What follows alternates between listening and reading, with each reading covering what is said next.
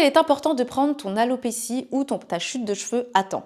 Alors, d'après une étude de l'Académie américaine de dermatologie, il faut savoir que 70% des femmes qui ne prennent pas leur alopécie à temps voient la totalité de leurs cheveux tomber et de manière irréversible. C'est pas moi qui le dis, c'est l'Académie dermatologique américaine. Donc voilà pourquoi ne te dis pas je suis jeune, mes cheveux vont repousser, ce n'est pas très grave. Non, il est très important, ma diva, que tu prennes le problème à bras le corps et très très rapidement. Parce qu'il faut savoir que plus tu vieillis et plus tes cellules aussi vieillissent et plus il est difficile de récupérer du cheveu. La deuxième chose qui va rentrer en compte, c'est que en plus de ça, tes fluctuations hormonales dues aux grossesses que tu pourras avoir dans le futur et enfin la ménopause fait que la repousse du cheveu elle va être beaucoup plus difficile puisque ton corps sera déjà plus éprouvé qu'un corps qui est jeune. La troisième chose que tu dois prendre en compte également, c'est que notre vitesse de pousse et notre vitesse de récupération baisse plus nos années augmentent, ce qui va avec le vieillissement des cellules. Donc, quelqu'un qui a une alopécie depuis plus de 20 ans est une alopécie qui est déjà bien installée.